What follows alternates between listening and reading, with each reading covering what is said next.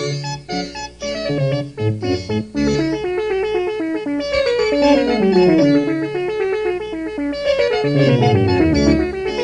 this exclusive Walden Tape Special Edition, we're proud to present author Frank Herbert and filmmaker David Lynch discussing the making of Dune, the motion picture.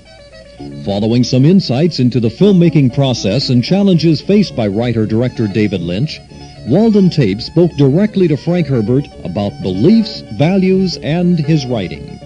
Join us now for a truly unique experience with two magnificent artists of our time. Listen, learn, and enjoy. Walden Books is proud to have the opportunity to speak with author Frank Herbert and director David Lynch. David Lynch is not only the director of Dune, the motion picture, but also the author of the screenplay. And right beside me is Frank Herbert, the author of the book, and of course all of the subsequent books which have become so immensely popular.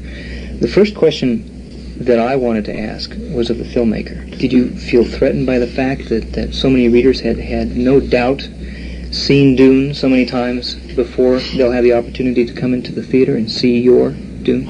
You got to be either stupid or crazy, to do something like this, and I live in fear 24 hours a day.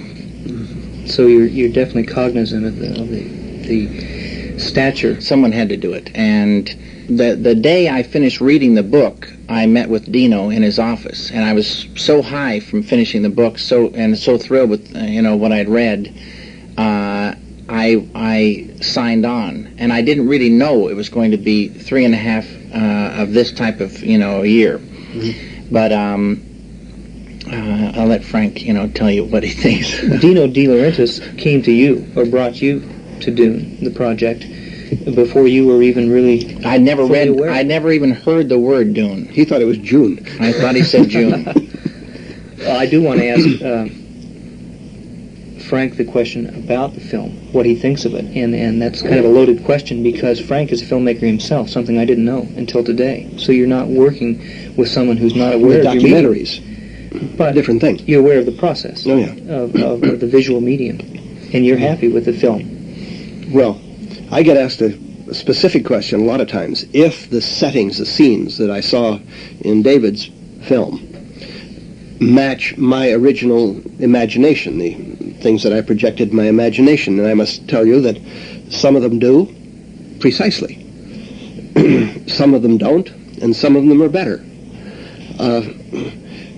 Which is what you would expect of artists such as David and Tony Masters. And I'm delighted with that. I mean, why not take it and improve on it visually? As far as I'm concerned, the film is a visual feast. I would love to have some of the scenes as stills to frame and have around me. They're beautiful. So you feel there was a synergy between the two of you, the director, the screenwriter, and the actual creator of the concept? Synergy? You mean the sum is more than the parts? That's right. That something better came out of the two of you working together. I think so. What was Frank's participation? I'm asking David this question. Well, I'm in the process of the film. I signed on to do Dune, and so I always when I was working on The Elephant Man, I worked with Christopher DeVore and Eric Bergman, and we tried to be true to the essence of The Elephant Man. And in Dune, I tried to be true to the essence of Frank's book, and which is not an easy thing, because there's so many different lines and so many different little things swimming about. It's picking and choosing and condensing and all sorts of things. But so Frank's contribution was the book and his support from day one all the way through to now. And he's always available for questions, and he's read almost every draft I did 7 drafts, and he's allowed me to do my thing, and his book is packed full with these what I call seed ideas. There's the big ideas, but there's so many little seed ideas, and those he let me, sprout and run with. And that was the thrill for me, because there are things in the movie that were sparked, by Frank, but they were allowed to, to grow out. And and I think it'd be neat for people who have read the book. They'll see a difference, but it's true to the essence of Frank's ideas. The film begins as the book begins, and it ends essentially as the book ends. And I hear my dialogue all the way through it. Not just my dialogue, but there's lots of other dialogue. But I had the funny sensation in watching the rough cut, not exactly too rough recently, of some of the cuts, the things that are not in there, of feeling that they'd happened just off stage, or we'd gone beyond them, but they'd happened, that we hadn't really lost them. There were only two scenes that I missed in the film, but I know why they were cut. And they were pets of mine, and you shouldn't have any pets when you're doing a screenplay. No, they were pets of mine too, but I know which scenes they are. But those are the things that that's the trouble. The film right now is 2 hours and 20 minutes, and it rolls along gangbusters. But certain scenes that Frank and I both liked, I think would have stopped the film. Mm-hmm. Was this merely a stroke of luck that two artists from two different mediums, obviously two sensitive artists, didn't really experience any substantial difficulty in molding or contributing to the production of this film? On my part, I consider it pretty lucky. Yeah. Because I think it's the lucky license too. You got. Did you expect the license that Frank gave you? Well, when I met Frank, 3.5 years ago, when I first signed on, and I didn't know who or what I was going to be meeting. I'd seen his picture of this, bearded, guy on his books, right? Guru. Yeah, and but it's turned out to be like,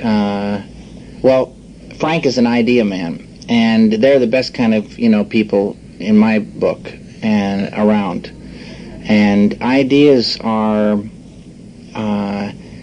everybody, feeds off them, but very few people, can catch them. And they're out there, but they're so elusive, and you have to, be kind of sneaky and sneak up on them and to capture them.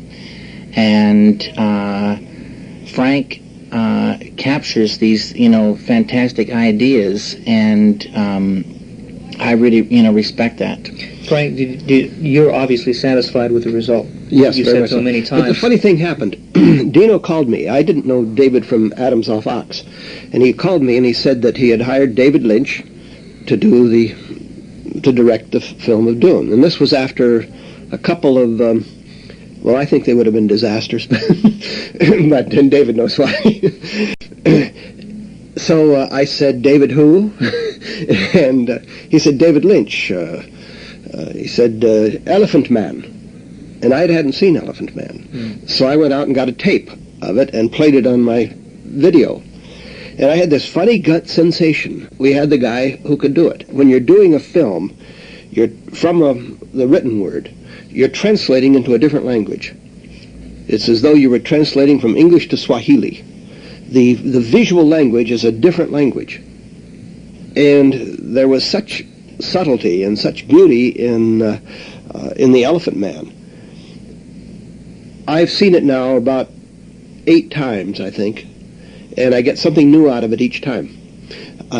Something peripheral or something right in the mainstream that was done visually as a visual metaphor. I've never told David this, but this is true. This is what happened to me. I had this gut sensation. I said, "We've got him." The guy who can do it. I'm glad we're having this talk. David, did you, as a filmmaker, I think by anyone's estimation, Dune was written very visually. I mean, as a piece of literature.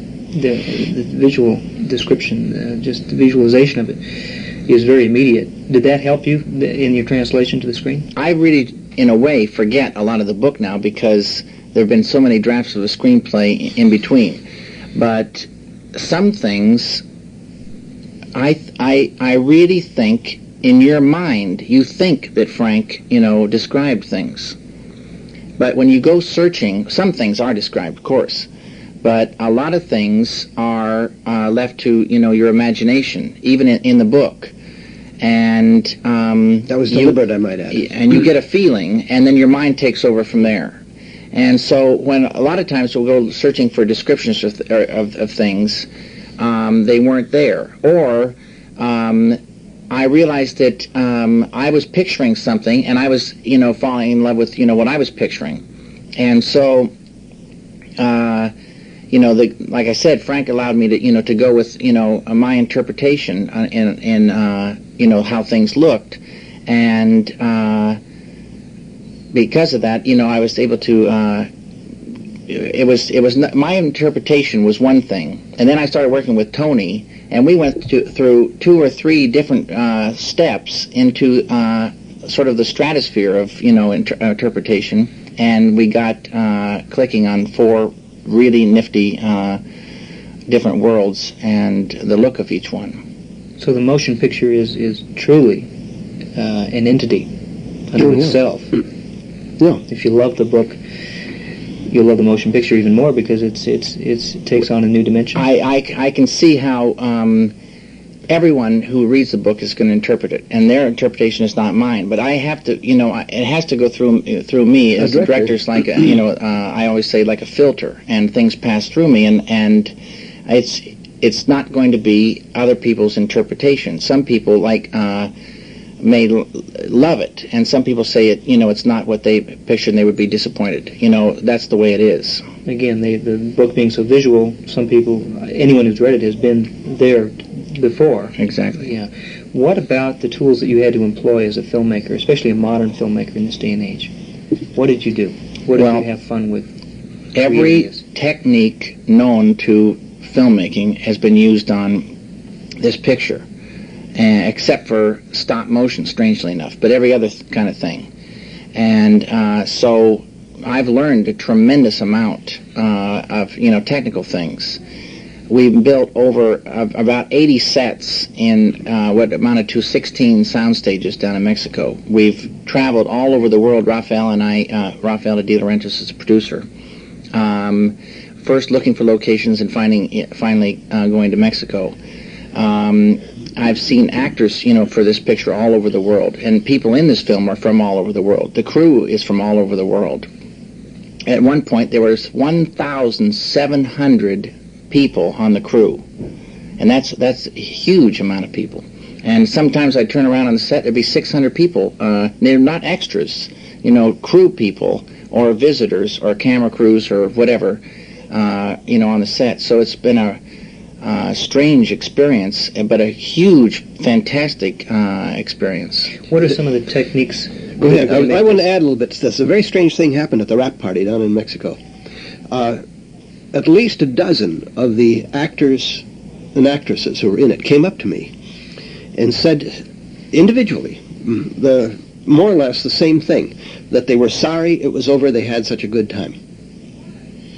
So it wasn't necessarily a grueling experience that drove everyone insane. No, we were really together. It was a great experience, and we were in a foreign world. We were in Mexico City, which is I will always feel the perfect place to make Dune, because Dune is a foreign world, and 4 foreign worlds. And if I was making in Arizona, it would be too normal, Mexico City was just the right atmosphere and right mood to kind of it was to help your mind get out there, into Dune. There was a certain kind of rapport between the producer and director. We had our disagreements, but they weren't major disagreements. They weren't shouting disagreements or anything like that. If you could explain your point, people listened to you. The only time that I objected to something that was going to be done, David and Rafaela and everybody else listened to me, and they didn't do the thing that I didn't want done. Can't remember what it was. You weren't going to kill off. Oh, yes, that's right. Yes, yeah. Yeah, it's the only thing I ever yeah, objected right, to. exactly, yeah. Did he kill them off then? No. Yeah, they did. Oh, you But wanted in the them proper killed off. way. In the yeah. proper way, yeah. So we'll see that when we go to the motion picture. You'll see an authentic scene that's from the book, and very poignant. Who's going to be killed? Let's don't tell them. So there are 2 more Dune projects, potential Dune projects already In the already works. in the works. I've started writing on the script on Dune 2, and it needs a lot more work, and then I'll show it to Frank and see what he thinks. It'll be a tough audience, I think. Tougher than hell. Now, you didn't. It's interesting that Frank didn't do the screenplays for Dune. Why did that happen? Well, I did a screenplay, and it was awful. I never read Frank's script. I don't believe it was awful. I don't know, It was too long. It lacked the proper visual metaphors. I was too close to the book to be able to see it as a film. David didn't have that problem. Working on this film with David has taught me one great deal about taking the printed word, a screenplay, and making it into a film. Now I feel competent to do a screenplay. I don't know if I could do a screenplay of one of my own books, but, well, yes, I can. I'm doing it. Good. So you've definitely learned from each other in this experience a great deal. I would say so, yeah. And that would make the next 2 pictures, I would think, something you'd look forward to. Oh yeah, I look forward to. I'm a little bit what we all are. We're a little bit duned out right now. Mm-hmm. But Dune in, we say. Right. 3.5 years you've been on this project. That's right. 3.5 years. It's a long time.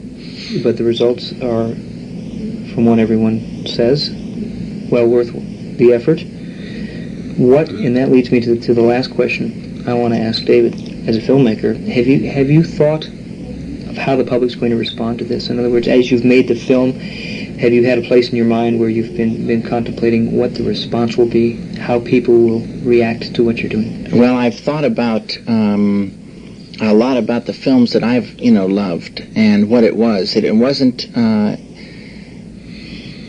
It was an experience that I had while watching them that I couldn't get anywhere else. I never got it anywhere else ever. And I would so gladly, pay my $5 to have that experience. And it took me, the films that I loved took me to another place, even if it was 20 years ago or present day, but another place, and gave me an experience. And I think that's what I hope Dune will do. And it's 4 different, worlds and a trip, through them that you can't experience anywhere else, ever. Thank you very much, David, for sharing your thoughts and some background on the film. Thanks a with million. Walden Books. Frank Herbert, there's a tremendous amount of conflict in your writing. Many things are resolved by conflict. Now, is that a prediction of the future, or is that then, as you said, the metaphor, the reflection of the now? That's the way I read history. We do nasty things to our leaders. We shoot them in the streets of Dallas and hang them on pieces of wood at Golgotha. We fondly say that in the United States we separate church and state. That's an asinine statement. I am a political animal. And I've really never left journalism. I'm writing about the current scene. The metaphors are there.